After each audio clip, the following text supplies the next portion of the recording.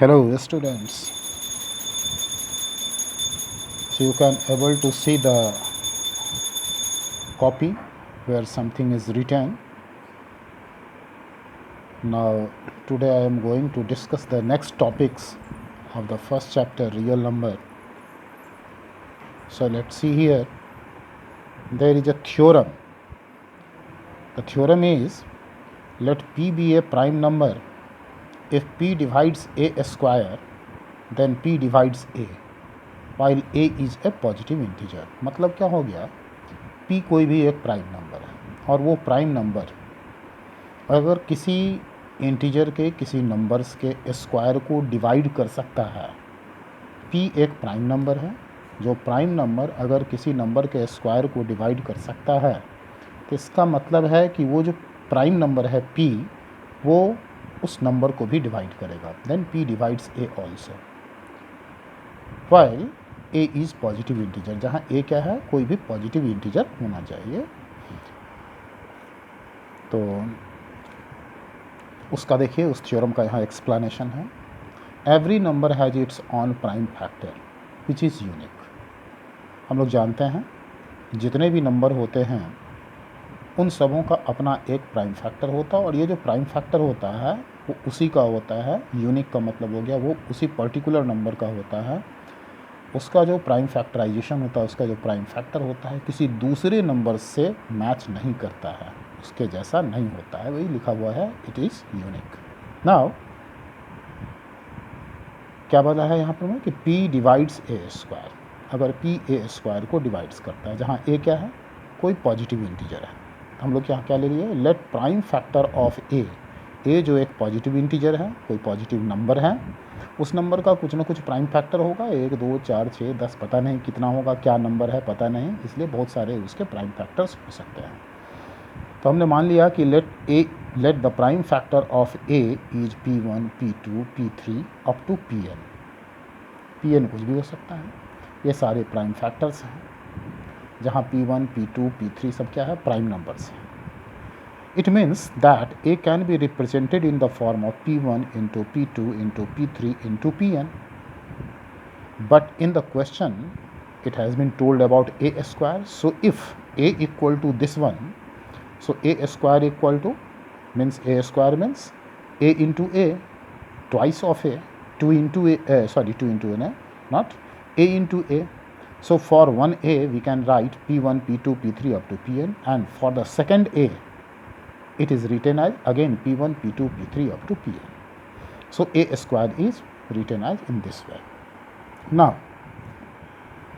since p is a prime number that divides a, it is given p एक prime number है। बोला गया है क्या यहाँ पर में कि p एक प्राइम नंबर है that divides A square. p एक प्राइम नंबर है जो इस ए स्क्वायर को डिवाइड करता है। तो ए स्क्वायर को डिवाइड कौन करेगा, जो उसका प्राइम फैक्टर्स होगा। इस प्राइम फैक्टर्स में से कोई एक नंबर p है, कोई p is a prime number that divides a, not a square, a square. It is given. It means that p is any one number out of p1, p2, p3 and pm. इसका मतलब क्या होगा, p है एक ऐसा number जो a square को divide करता है, और a स्क्वायर को डिवाइड करने वाला नंबर इसी में से कोई होगा जो इसका प्राइम फैक्टर होगा। इसका मतलब हो गया क्या, इन सारे नंबर्स, ये नंबर्स क्या हैं, p1 से लेके pn तक, यहाँ भी p1 से लेके pn तक। तो p एक ऐसा नंबर है जो इस p1 से लेके pn तक के बीच का ही कोई नंबर होगा।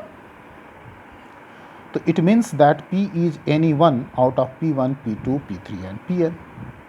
Since p1, p2, p3 up to pn are prime factors of a, चूँकि ये जो है प्राइम फैक्टर a का है, and p is any one out of these number, और p इन्हीं में से कोई एक नंबर है। इसका मतलब बोल सकते हैं क्या कि अगर ये फैक्टर है और इसी में से कोई एक नंबर p है, इसका मतलब p भी a का फैक्टर होगा। तो हैंस p, अगर p a का फैक्टर होगा, इसका मतलब हो गया क्या कि p जो है वो a को डिवाइड करेगा, हैंस p डिवाइड्स a। तो इसका यूज़ पड़ेगा आगे के क्वेश्चंस को सॉल्व करने के लिए। यहाँ कहने का मतलब हो गया कि अगर एक नंबर है जैसे p, अगर वो किसी दूसरे नंबर के कोई नंबर है, उसके स्क्वायर्स को वो डिवाइड करता है, उसके स्क्वायर्स का अगर वो फैक्टर है, तो इसका मतलब ये जो p नंबर होगा वो ए का भी फैक्टर होगा। सपोज कर लीजिए कि 2 एक नंबर है जो 64 को डिवाइड करता है, तो 64 किसका स्क्वायर है? 8 का स्क्वायर है, जहाँ 8 एक नंबर है। तो 2 अगर 8 के स्क्वायर को डिवाइड करता है तो 2 8 को भी डिवाइड करेगा। क्लियर? इसका कहने का मतलब ये हो गया। अब आते हैं हम लोग नेक्स्ट जो क्वेश्चन है, एक थ्योरम है, बड़ा इंपॉर्टेंट थ्योरम है और इस पर ये एग्ज़ाम पॉइंट ऑफ व्यू से बहुत ही इम्पॉर्टेंट है और एग्ज़ाम में पूछा भी जाता है इसको। तो इसको हम लोग देखते हैं। इसका एक एल्गोरिदम है। इस टाइप्स का जितना भी क्वेश्चन आएगा आपको इसको सेम इसी स्टेप्स में सॉल्व किया जाता है।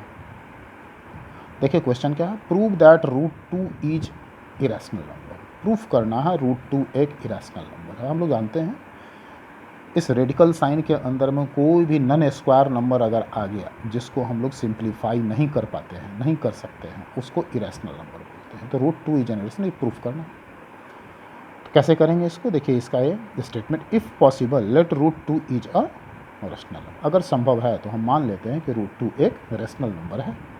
अब √2 को जब हम लोग रेशनल नंबर सपोज कर लिए तो √2 equal to p/q, where p and q are integers and q is not equal to 0. Also p and q do not have common factors. ये जो रेशनल नंबर का डिफिनीशन था। तो √2 स्क्वायर इक्वल टू p/q का whole square. हम जानते हैं कि रेशनल नंबर का स्क्वायरिंग अगर करते हैं तो रेशनल नंबर का स्क्वायर भी रेशनल नंबर ही होता है। तो √2 का स्क्वायर इक्वल टू p/q का स्क्वायर। यहाँ स्क्वायरिंग इसलिए किया गया क्योंकि ये नंबर रूट से निकल जाए। तो √2 का स्क्वायर क्या हो गया? 2 हो गया। 2 equal to p²/q²। So p² equal to, ये q² किधर शिफ्ट कर दिया, 2q², p² equal to 2q²। ये जो है p² equal to 2 into q²। इसका मतलब क्या हो गया? p² जो है उसमें 2 से भी डिवीजन हो जाएगा, q² से भी डिवीजन होगा, जहाँ q भी कोई इंटीजर है, p भी कोई इंटीजर है। तो हम कह सकते हैं कि p² का फैक्टर 2 है, मतलब 2 is a factor of p²। तो अभी जो वहाँ रूल्स पढ़े थे, थ्योरम्स पढ़े थे कि अगर 2 जो है वो p² का फैक्टर होगा, इसका मतलब हो गया कि 2 जो है वो फैक्टर ऑफ p भी होगा, p का भी फैक्टर होगा, यानी कि p का वो फैक्टर होगा। ये नहीं बोलता p का सिर्फ एक ही फैक्टर 2 होगा, p का फैक्टर 2 होगा, लेकिन 2 के अलावा भी कुछ हो सकता है। तो हम लोग फिर यहाँ मान लेते हैं कि late p equal to 2k, जहाँ k क्या है? कोई इंटीजर है और ये उस p का कोई अनदर फैक्टर हो सकता है।